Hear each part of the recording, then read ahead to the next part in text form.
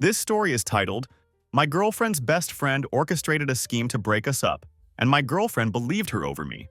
But when the truth came out, they both cried and begged for forgiveness. Hey Reddit, my name is Tyler, and I'm 29 years old. I work as an electrical project supervisor for a mid-sized construction company here in Tampa, Florida. The job pays decent money. I'm not rich by any means, but I'm comfortable enough to live well without constantly worrying about bills.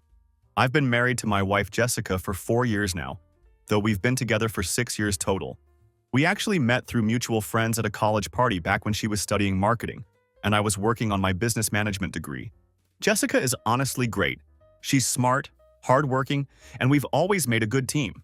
We split everything 50-50, from household expenses to chores, and we've been steadily saving up to buy our first house together. We've even talked seriously about starting a family once we get settled into home ownership. Both of us are pretty laid-back people who don't need fancy, expensive things to be happy. We drive reliable cars, live in a decent apartment, and our biggest annual splurge is probably our camping trip to the Smoky Mountains every summer. But this story isn't really about Jessica, even though she plays a major role in what happened. This story is about her younger sister Brianna, who is 24 years old and without a doubt the most toxic, entitled, gold-digging person I've ever had the misfortune of knowing. I'm not exaggerating when I say that this woman has completely destroyed my life, and I want to tell you exactly how she did it. Let me paint you a detailed picture of who Brianna really is as a person. This woman has never held down a real job in her entire adult life. And I mean never. She's worked at a few different retail stores and restaurants over the years, but she always gets fired within just a few weeks.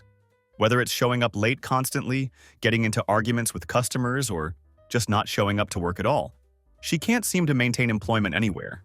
Her longest employment streak was 5 weeks at a Dunkin' Donuts, and that only lasted as long as it did because the manager had a crush on her and kept giving her second chances.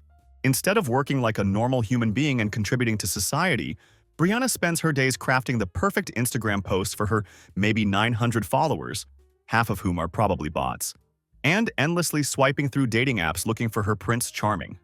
By Prince Charming, I mean any guy making 6 figures who's dumb enough to fall for her manipulative act.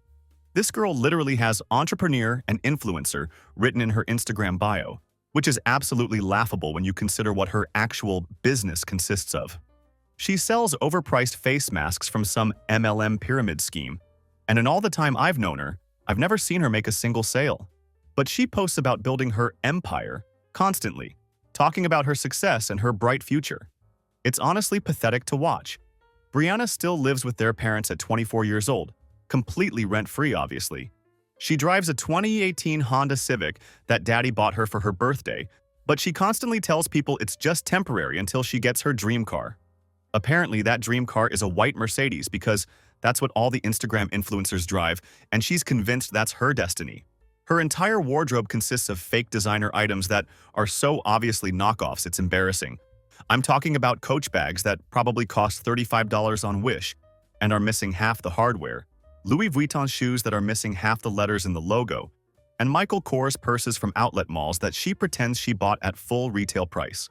She posts photos of this cheap junk on social media with captions like "blessed" and "living my best life," acting like she's some kind of socialite instead of an unemployed mooch living off her parents' generosity. The delusion is absolutely incredible to witness. What makes it even worse is how she talks about these items like they're genuine luxury pieces, describing her shopping trips and her investment pieces as if anyone who knows anything about fashion can't immediately tell everything she owns is fake. The family dynamic in Jessica's household is completely messed up, and it's been that way for years. Brianna is clearly the golden child who can do absolutely no wrong in their parents' eyes, while Jessica has always been cast as the responsible one who's expected to clean up everyone's messes and never complain about it. During family dinners, Brianna dominates every single conversation without fail. If Jessica starts talking about something interesting, her work projects, a promotion she's working toward, or really anything meaningful, Brianna will literally interrupt her mid-sentence to talk about some random guy she met on Tinder, or to complain about how difficult it is to be an influencer in today's competitive market. Their mother always takes Brianna's side in these interactions too, which makes it even more frustrating to watch. When Brianna makes snide, passive-aggressive comments about Jessica's clothes being too corporate or her lifestyle being boring, their mom will actually laugh and say things like, "Oh, you know Brianna, she's just being honest." Or, "She has such great fashion sense. Maybe you should listen to her advice." I've watched Jessica's face during these moments countless times, and there's always this quick flash of hurt that crosses her expression. But she never fights back or defends herself. She just takes it silently because that's what she's been trained to do her entire life. It's honestly heartbreaking to see how normalized this toxic dynamic has become in their family. The first major red flag about Brianna's true character should have been at Jessica's birthday dinner about 3 years ago. We had gone to this nice steakhouse to celebrate. Nothing crazy expensive, but definitely not a cheap family restaurant either. The whole family was there to celebrate Jessica's recent promotion at work, which was a big deal because she'd been working toward it for over a year. Instead of congratulating her sister or even acknowledging the reason we were all there, Brianna spent the entire dinner complaining loudly about how the restaurant was too dark for her to take good Instagram photos. She kept asking our poor waiter if he knew any single doctors or lawyers in the area, completely embarrassing everyone at the table. She was treating him like some kind of personal matchmaking service instead of someone who was just trying to do his job. When the bill finally came at the end of the night, Brianna just sat there scrolling through her phone while everyone else reached for their wallets to split the cost. Her dad ended up paying for her $75 meal without even blinking, like it was the most natural thing in the world. Jessica told me later that this was completely normal behavior. Brianna never pays for anything because she claims she doesn't have money right now, but somehow she always has cash available for new makeup, fake nails, and whatever trendy accessories she thinks will help her image. The first time I actually met Brianna was at a family barbecue, and I knew immediately that she was going to be trouble. Jessica had already told her family that I worked as a project supervisor in electrical construction, but apparently Brianna heard the word construction and immediately started making assumptions about my financial situation. She either thought I was completely broke or secretly loaded. There was no middle ground in her mind. Her very first question to me wasn't "nice to meet you," or anything a normal, socially adjusted person would say when meeting their sister's boyfriend for the first time. Instead, she straight up asked, "So, what kind of electrical work do you do? Houses, or bigger stuff?" When I explained that I supervise commercial projects like office buildings and retail spaces, I could literally see the wheels turning in her head as she processed this information. "Oh, so you must work with a lot of contractors and suppliers," she said, leaning in way too close to me and invading my personal space. "That must be really good money, right? Like 6 figures?" Jessica looked absolutely mortified by her sister's inappropriate line of questioning, but she didn't say anything to stop it or redirect the conversation. I just gave a vague, non-committal answer about it being decent work that paid the bills. But Brianna wasn't satisfied with that response. She kept pushing throughout the entire barbecue, asking increasingly invasive questions about my truck, my apartment, whether I had savings, and if Jessica and I were planning to buy a house soon. It felt like being interrogated by the world's most obvious and amateur gold digger. Every question was designed to figure out exactly how much money I made and what kind of assets I had. The worst part was how she talked about her own so-called career during this conversation. She spent at least 20 minutes telling me about her MLM business and how she was going to be financially free within 3 years through her entrepreneurial ventures. She showed me her Instagram account on her phone and talked endlessly about all her supposed brand partnerships and collaborations with other influencers. I looked at her profile later that night out of curiosity, and she had maybe 2 posts promoting random garbage products with 12 likes each. The disconnect between her grandiose claims and the reality of her non-existent following was staggering. "I only date guys who understand entrepreneurship," she said while giving me this weird, inappropriately flirty look that made my skin crawl. "Most guys are intimidated by successful women like me." I almost choked on my burger when she said that. This unemployed 22-year-old woman who was living with her parents rent-free and had never held down a job for longer than 5 weeks actually thought she was too successful and accomplished for most men. The level of delusion was absolutely incredible to witness firsthand. She genuinely believed her own hype about being this successful entrepreneur, despite having zero evidence of any actual business success or financial independence. For the next couple of years, I only saw Brianna at major holidays and family events, which was perfectly fine with me. I had no desire to spend any more time around her than absolutely necessary. But during these family gatherings, I started noticing some really weird and concerning patterns in her behavior toward me. She would always find excuses to sit near me at dinner tables, even if it meant awkwardly rearranging the seating arrangements that had already been established. She would ask Jessica about my work schedule and when I would be attending upcoming family events, like she was keeping track of my availability. During group photos, she would somehow always manage to end up standing right next to me, often positioning herself between Jessica and me or finding ways to get closer than was appropriate. Her comments during these interactions were subtle but definitely inappropriate and made me increasingly uncomfortable. She would say things like, "Jessica's so lucky to have found a guy with such a stable job," while staring directly at me instead of looking at Jessica. Or she'd make comments like, "I wish I could find a man who works as hard as you do," with this lingering eye contact that lasted way too long and felt completely inappropriate. Jessica either didn't notice these interactions or chose to ignore them completely. Whenever I brought up Brianna's weird and increasingly inappropriate behavior, Jessica would just dismiss my concerns and say I was overthinking things or reading too much into innocent interactions. "That's just how Brianna is," she would say. "She's friendly with everyone because she doesn't have many close friends." And honestly, it wasn't hard to understand why she didn't have friends. Who wants to hang around someone that toxic and self-absorbed? Last spring, I got promoted to Senior Electrical Project Supervisor, which came with a pretty significant raise that Jessica and I were absolutely thrilled about.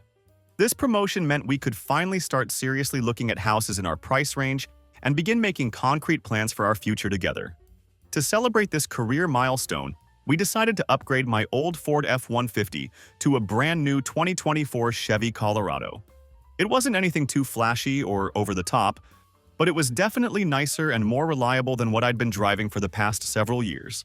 The first family gathering after my promotion was Jessica's mom's birthday dinner. And that's when things with Brianna really started to escalate in a disturbing way. Brianna showed up wearing what I can only describe as a ridiculous outfit. Basically a dress that was pretending to be a shirt, way too short and way too tight for a family dinner. The moment she spotted my new truck in the driveway, she immediately zeroed in on it like a heat-seeking missile. "Oh my God, is this yours?" She squealed with this over-the-top excitement that seemed completely fake and performative.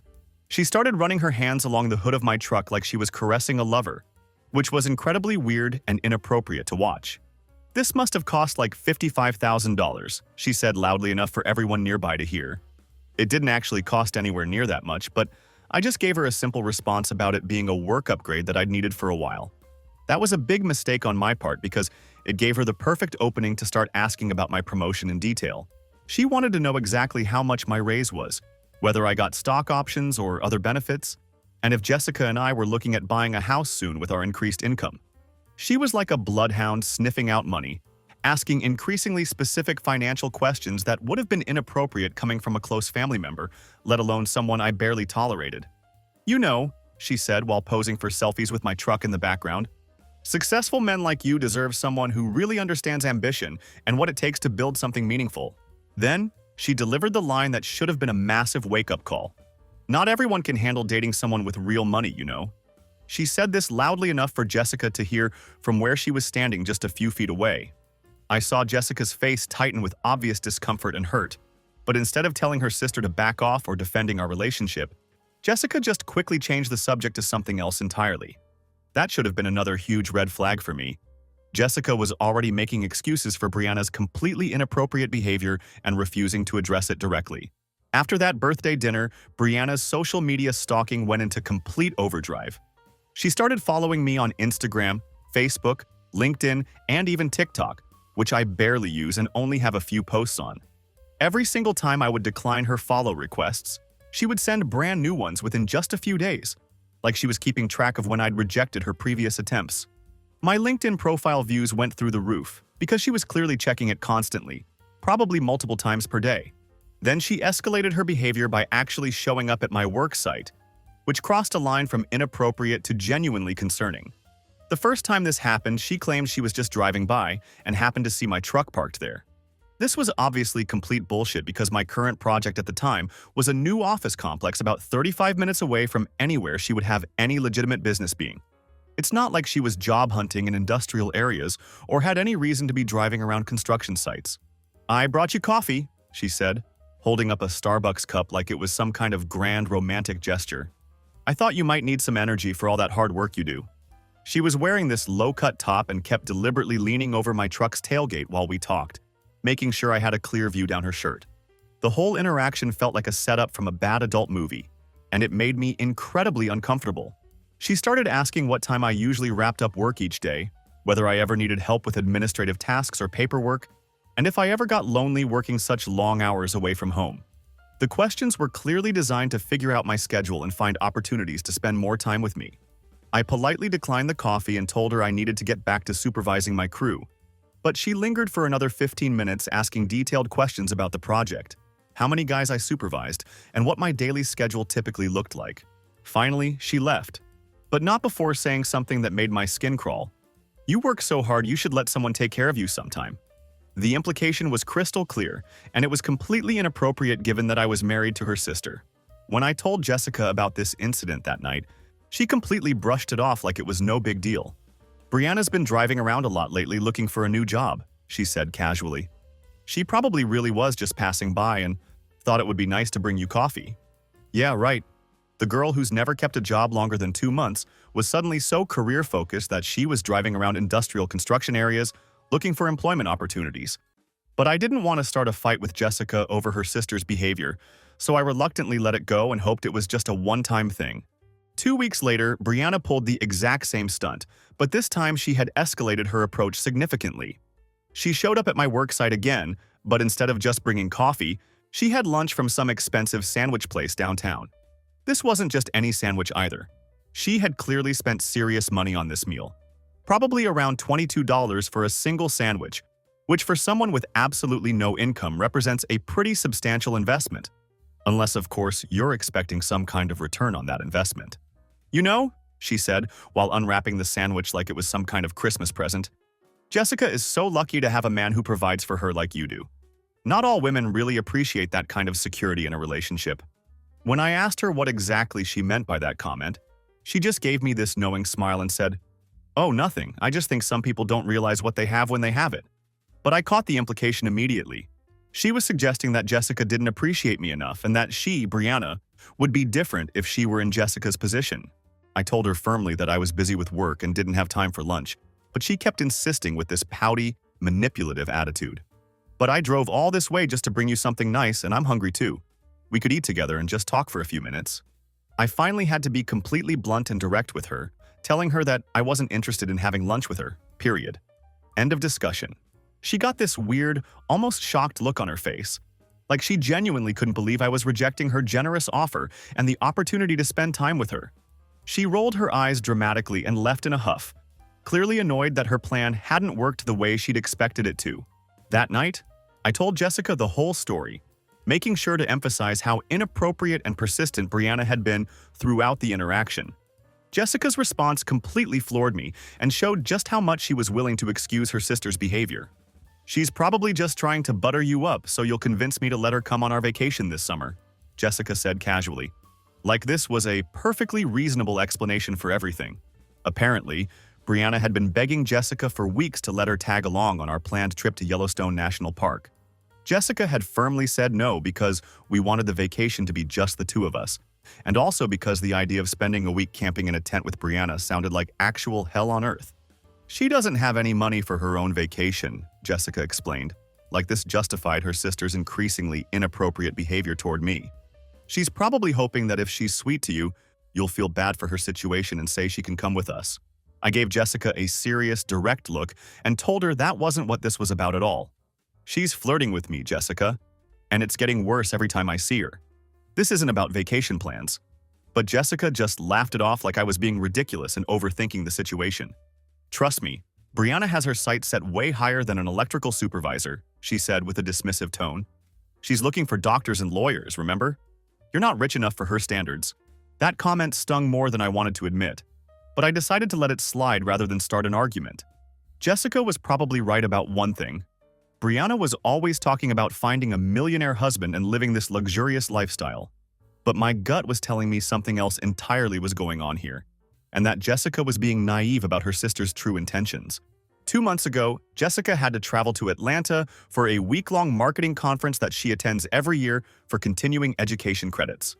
I was actually looking forward to having a week of peace and quiet to myself. I could order some pizza, catch up on Netflix shows I'd been meaning to watch, and maybe work on some small projects around the apartment that I'd been putting off. On Thursday night around 9:15 p.m., I was relaxing on the couch in my gym shorts and a comfortable t-shirt. just unwinding after a long day of supervising wire installations at the job site. When the doorbell rang, I figured it was probably a delivery driver with something I'd forgotten I ordered, or maybe our upstairs neighbor who sometimes locks himself out of his apartment and needs to use our phone. I made what turned out to be a catastrophic mistake. I opened the door without checking the peephole first. Brianna was standing there wearing this tight black dress that barely covered her ass, full makeup like she was heading out to some upscale nightclub, and wearing this huge fake smile that immediately put me on edge. She was holding a large bag of takeout from some expensive Italian restaurant downtown that I recognized as being pretty pricey. "Surprise," she said with fake enthusiasm, pushing past me into my apartment before I could even react or process what was happening. "I brought dinner. I figured you must be starving, eating bachelor food all week while Jessica's away." I was completely caught off guard by her sudden appearance and aggressive entry into my home. "Brianna, what the hell are you doing here?" "Jessica's at her conference," I said, trying to process what was happening and why she was in my apartment uninvited. "I know, silly," she said, with this fake, cheerful tone, already unpacking food containers on my kitchen counter like she owned the place and had every right to be there. "That's exactly why I'm here. I felt bad thinking about you all alone in here, eating ramen noodles or whatever guys eat when their wives aren't around to cook for them." She had brought enough food for what seemed like 6 people: chicken parmigiana, fettuccine alfredo, garlic bread, and some fancy Caesar salad. This spread probably cost around $95, which, for someone with absolutely no income whatsoever, represents a major financial expense. Unless, of course, you're expecting some kind of significant return on that investment. "Look, this is really inappropriate," I said firmly, trying to establish boundaries immediately. "Jessica's not here, and you shouldn't be either. I think you should take this food and leave right now." But Brianna completely ignored me and continued setting up the food on my coffee table like we had planned this dinner together. "Oh, come on, don't be such a prude," she said dismissively. "I'm just being nice to family. We're family, right?" She sat down on my couch and patted the cushion next to her in an obviously flirtatious gesture. "Come eat with me. I got your favorite. Jessica told me you absolutely love Italian food." The fact that she had specifically asked Jessica about my food preferences was creepy enough, but I remained standing and refused to sit down. "I'm not hungry, and you need to take this food and go home immediately." That's when her fake sweet mask started slipping, and I got a glimpse of who she really was underneath all the manipulation. She gave me this look like she couldn't believe I was rejecting her generous offer and refusing to play along with whatever game she was trying to run. "Seriously? I spent my own money on this expensive dinner, and you won't even sit down and eat with me for a few minutes." "I didn't ask you to buy dinner," I said firmly. "I don't want you here." She stood up and moved closer to me, close enough that I could smell her overpowering perfume that was probably applied way too heavily for this kind of interaction. "You know what your problem is? You're way too loyal to my sister," she said with this condescending tone. "She doesn't appreciate what she has in you." "What's that supposed to mean?" I asked, though I had a pretty good idea where this conversation was heading. "Jessica takes you for granted," Brianna said, reaching out to touch my arm in an obviously inappropriate gesture.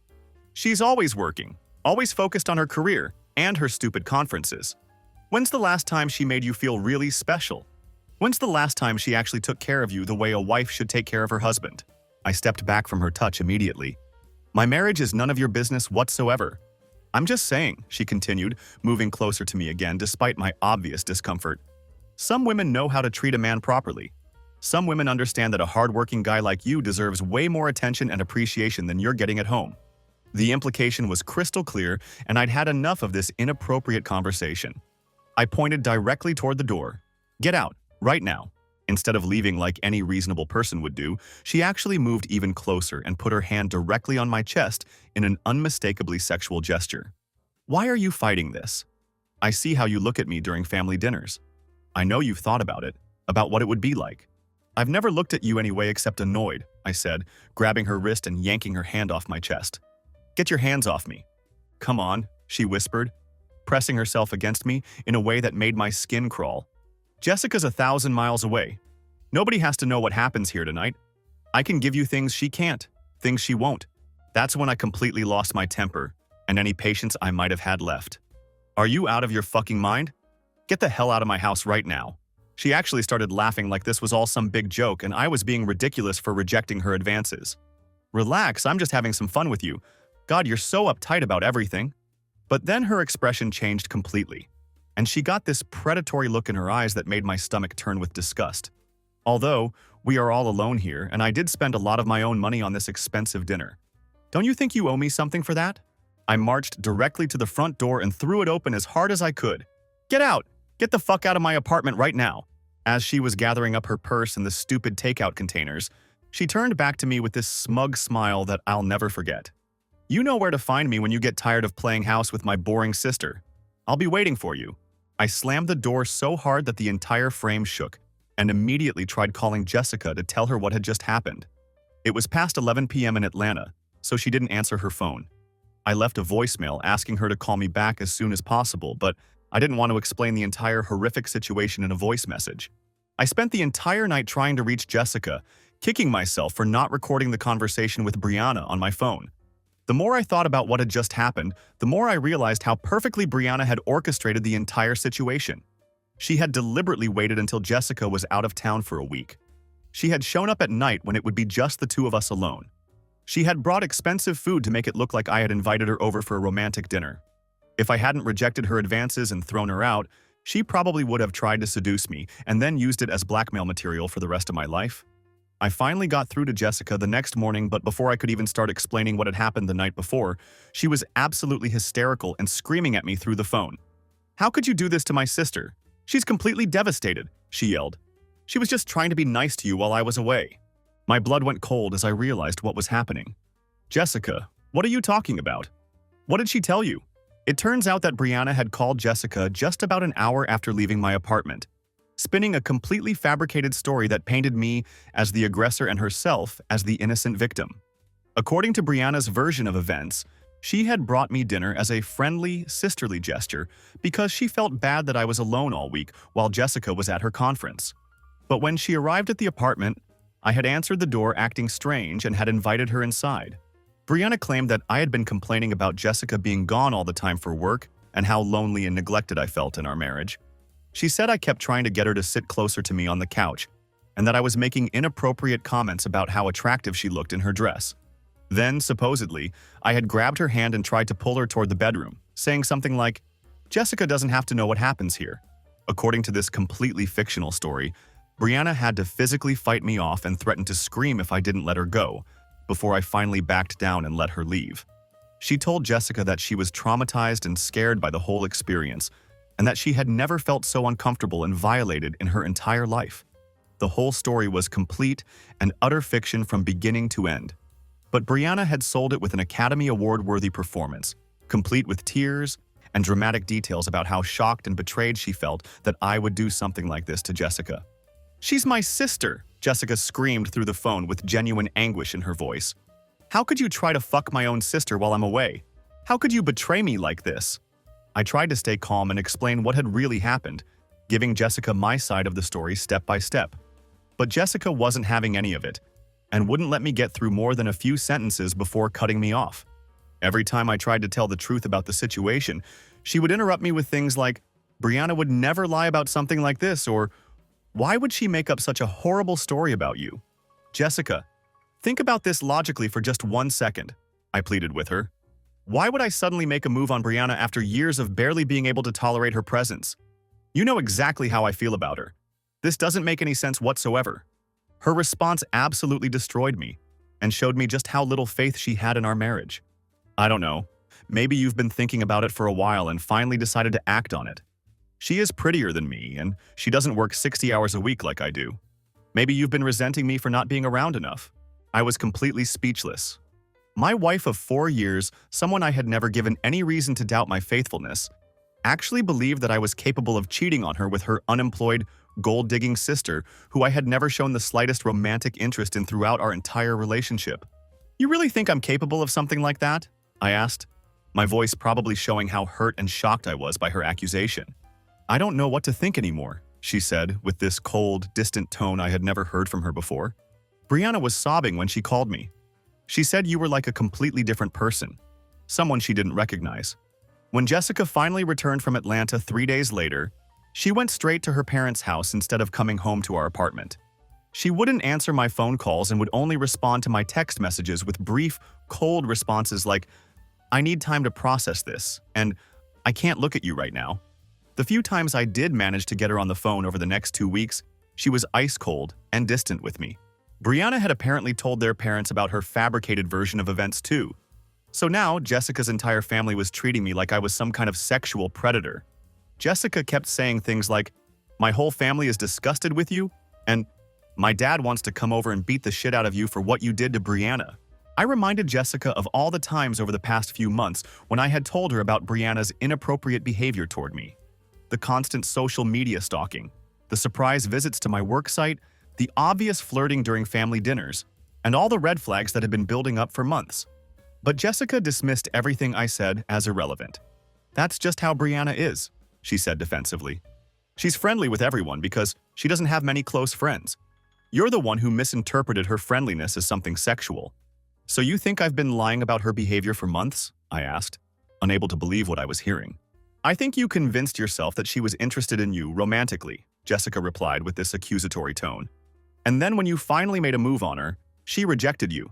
So now you're trying to make her look like the bad guy to cover up what you did." That's when I knew there was absolutely no coming back from this situation. Jessica didn't just believe Brianna's lies. She had constructed an entire narrative in her head where I was some kind of predator who had been fantasizing about her sister for months and had finally acted on those fantasies when the opportunity presented itself.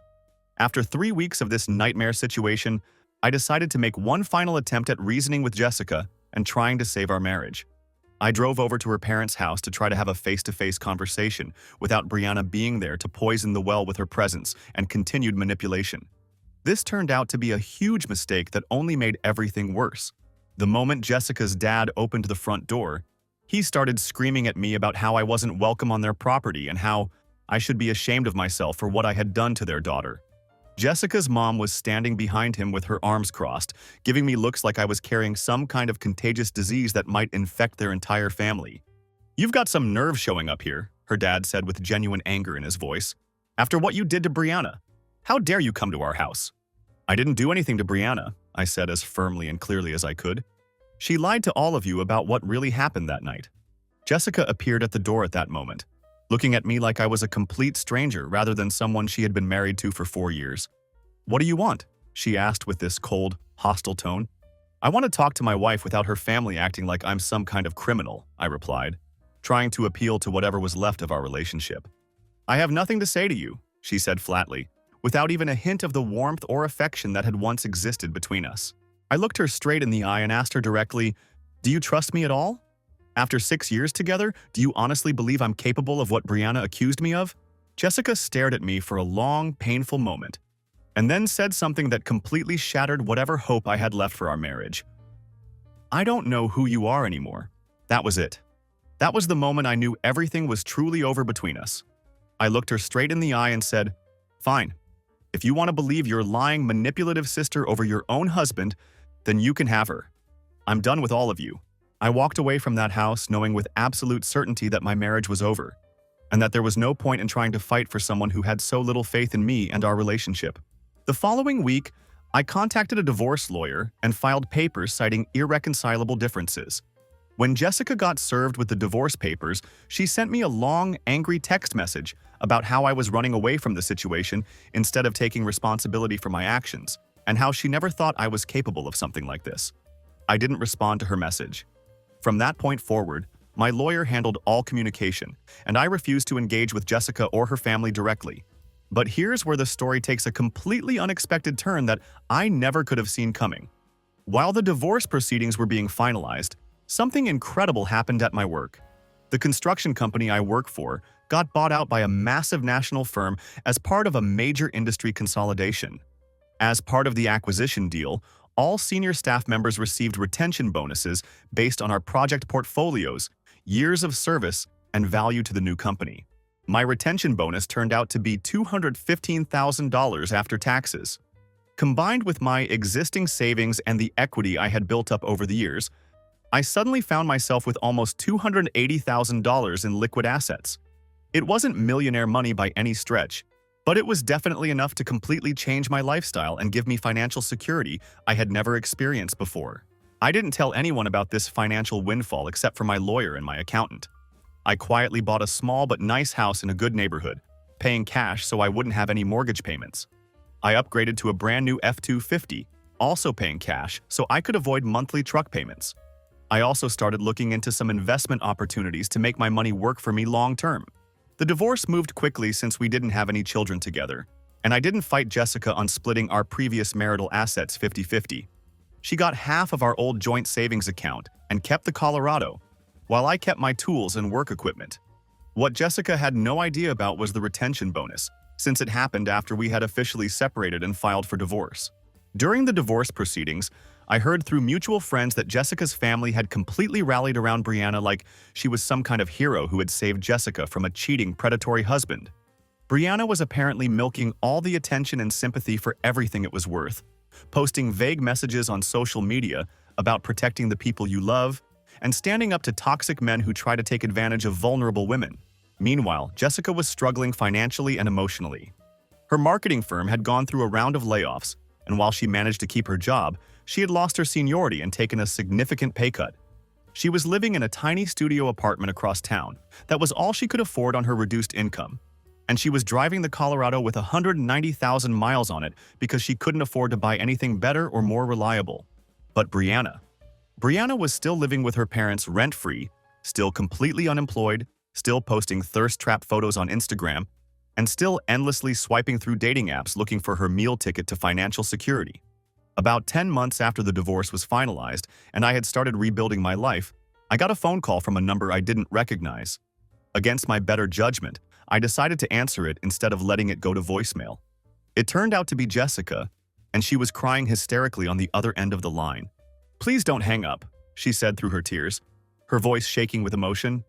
"I know I don't deserve to talk to you after everything that happened, but I need to tell you something important."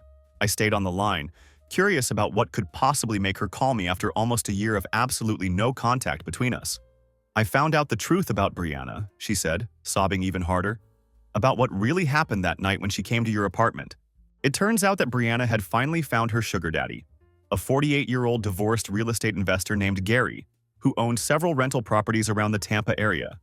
Gary wasn't exactly the billionaire Prince Charming that Brianna had been dreaming about for years, but he had decent money and was apparently stupid enough to fall for her manipulative act and fake persona. Brianna had immediately moved in with Gary and started posting constantly on social media about her amazing new boyfriend and their supposedly luxurious lifestyle together. The problem was that Gary's idea of luxury was a 4-bedroom house in a middle-class suburb and dinner dates at chain restaurants like Olive Garden and Red Lobster. It wasn't exactly the millionaire lifestyle that Brianna had been promising herself and posting about for years. But here's where things get really interesting and where Brianna's true character finally came to light. Once Brianna had locked down Gary as her financial provider, she completely turned on her own family with a viciousness that shocked everyone. She told their parents that they were embarrassing and beneath her social status now, and that she couldn't afford to be associated with poor people anymore because it would damage her reputation and image. She stopped coming to family events entirely and blocked Jessica on all social media platforms so she wouldn't be associated with her unsuccessful sister. When their dad had chest pains and had to be rushed to the emergency room, thankfully it turned out to be just anxiety and not a heart attack, Brianna refused to come to the hospital because she claimed she was too busy with Gary to deal with family drama. Jessica called her, crying and begging her to at least call their dad or send a text message to show she cared, and Brianna coldly told her, "I can't be bothered with your family drama anymore. I have my own life to worry about now."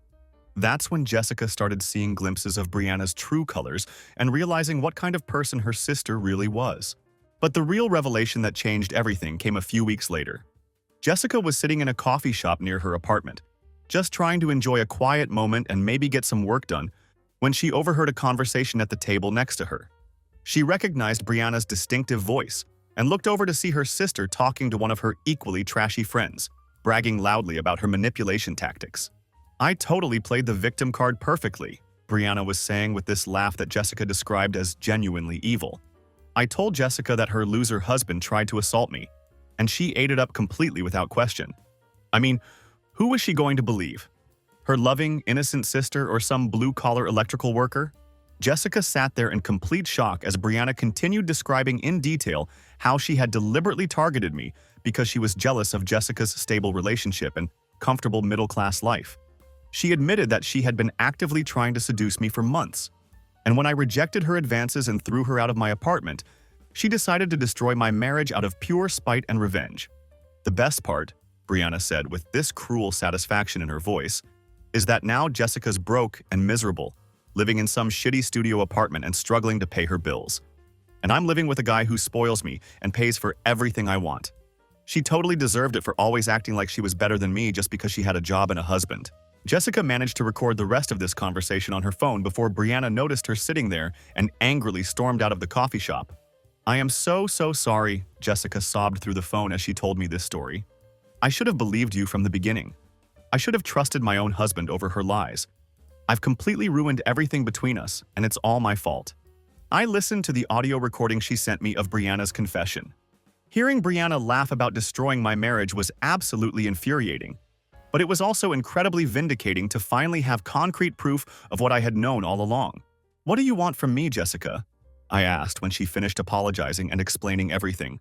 I know this is probably impossible after everything I put you through, she said, with hope creeping into her voice. But I was hoping maybe we could try to work things out. I know I don't deserve it, but I love you and I miss you terribly. I realize now that I made the biggest mistake of my life by not believing you. I let her talk for a few more minutes about how sorry she was and how she wanted to rebuild our relationship and earn back my trust. Then I delivered the news that she clearly wasn't expecting. Jessica, I appreciate the apology, and I'm glad you finally know the truth, but that ship has sailed a long time ago. I'm not interested in getting back together. She started crying even harder. Please, just think about it. We were good together. We could be good again if you just give me another chance. No, we can't, I said firmly. You chose her over me. You believed the absolute worst possible thing about me with zero evidence and no consideration for the kind of person you knew me to be. That's not something I can just forgive and forget. But I know the truth now, she pleaded. I'll make it up to you, I promise. I'll do whatever it takes. That's when I decided to twist the knife a little bit and let her know exactly what she had given up. You want to know the funny part, Jessica? I'm doing better now than I ever was when we were married. The divorce was honestly the best thing that ever happened to me. What do you mean? She asked, clearly confused by my confidence. I told her about the retention bonus, the new house I had paid for in cash, and the financial security and independence I now enjoyed. I could hear her sharp intake of breath as she realized the magnitude of what she had thrown away by believing Brianna's lies. You're rich now? She asked, her voice barely above a whisper as the reality of the situation sank in. I'm comfortable, I replied calmly. More comfortable than I ever would have been supporting you and helping out your toxic family for the rest of my life. There was a long, painful silence on the other end of the line. I could practically hear the wheels turning in her head as she processed what this meant for her future and what opportunities she had just lost forever. I know you probably hate me, she finally said, her voice small and defeated. But I'm in a really bad place financially right now. I lost my health benefits when they restructured my department at work, and my rent went up significantly this year. I can barely afford groceries most weeks, and I don't know what I'm going to do. Then came the request I should have seen coming from a mile away. I was wondering if maybe you could help me out just until I get back on my feet financially.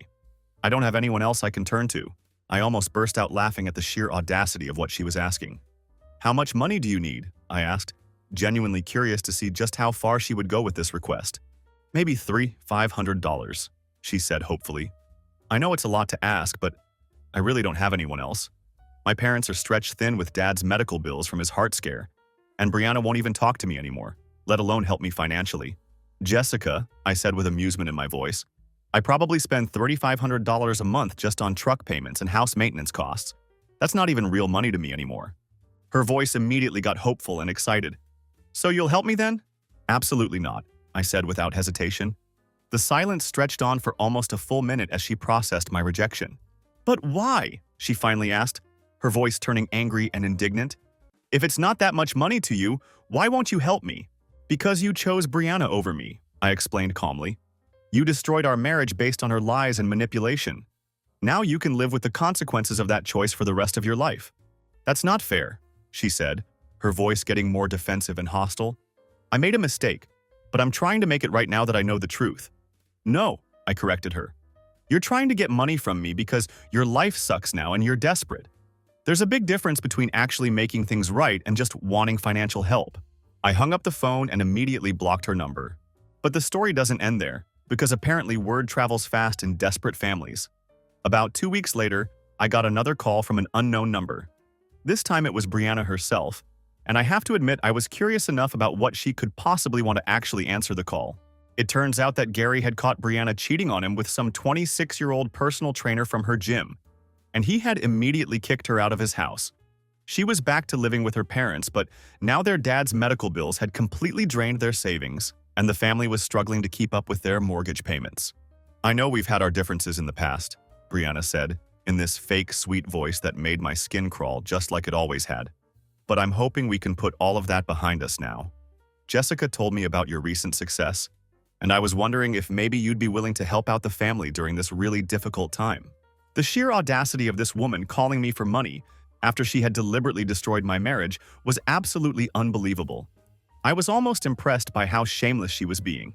"Help out how exactly?" I asked, curious to see how far down this rabbit hole she was willing to go. "Well, Mom and Dad are behind on their mortgage payments, and there are still medical bills from Dad's emergency room visit," she explained. "And I'm actively looking for work, but it's really hard to find something that pays enough to make a real difference." She rattled off this sob story that probably added up to about $6,000 a month in total expenses that needed to be covered. "That's a lot of money, Brianna," I said, playing along with her game. "I know it is, but you're doing so well financially now, and we're still family in a way, right?" she said hopefully. "And I was thinking maybe we could work out some kind of mutually beneficial arrangement." "What kind of arrangement?" I asked, though I had a pretty good idea where this was heading. Her voice got lower and more sultry as she delivered her proposition. "Well, you're single now, and I'm single again too. Maybe we could help each other out in more ways than one. I could show you just how grateful I am for your generosity." This woman was literally offering to prostitute herself to me for money, after she had destroyed my marriage with her lies. The level of shamelessness was actually impressive in its own disgusting way. "That's an interesting offer, Brianna," I said, pretending to consider it. "I knew you'd understand," she said with confidence in her voice. "You always seemed like a smart man who knows a good deal when he sees one." "Here's my counter-offer," I said, letting her think she had me hooked. "I want you to call Jessica right now and put her on speakerphone. Then I want you to admit that you lied about everything that happened that night at my apartment. Tell her exactly what you did and why you did it. Admit that you tried to seduce me, and when I rejected you, you made up that whole story to destroy my marriage out of spite." There was a long pause as she realized I wasn't going to be as easy to manipulate as she had hoped. "I can't do that," she said quietly. "Then we have nothing to discuss," I replied. Wait, she said quickly, panic creeping into her voice. "Maybe we don't need to involve Jessica in this. Maybe this can just be between the two of us.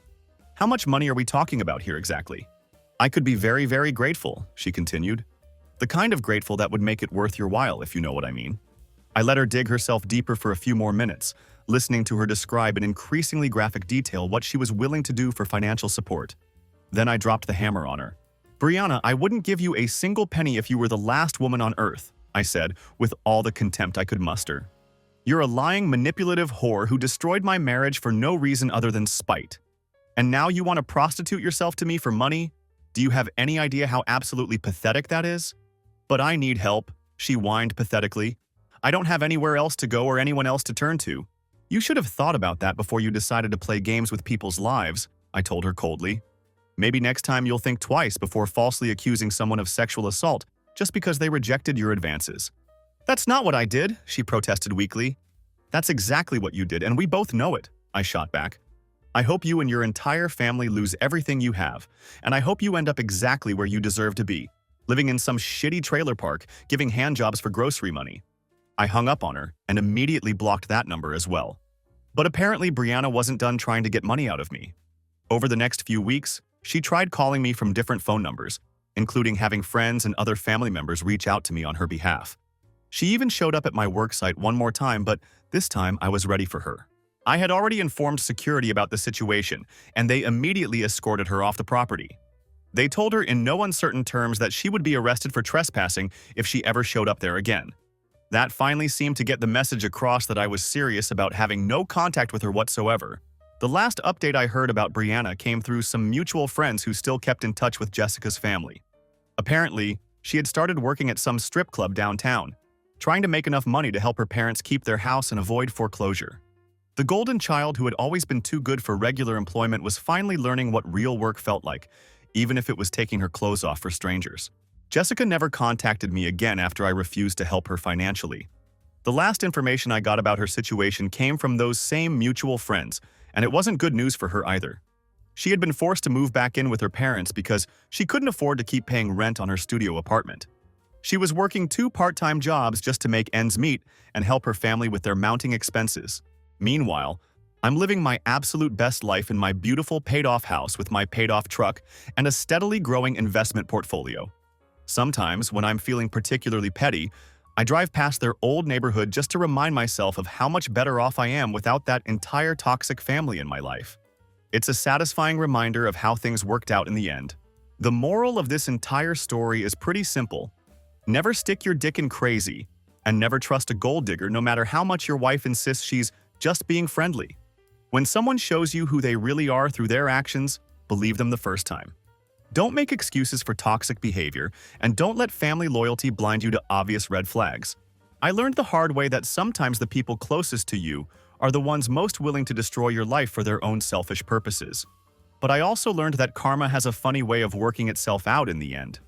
The people who tried to ruin me ended up ruining themselves, while I came out stronger, wealthier, and happier than I ever was before. If you're dealing with toxic family members or manipulative people in your own life, take my advice. Cut them off completely and don't look back. Your peace of mind and happiness are worth more than any relationship with people who don't have your best interests at heart. Sometimes the best revenge is simply living well and letting them watch from the sidelines as you succeed without them. TLDR. My sister-in-law tried to seduce me, then falsely accused me of assault when I rejected her, destroying my marriage. Years later, after I became financially successful, both she and my ex-wife came crawling back asking for money. I told them both to go to hell, and now they're struggling while I'm thriving.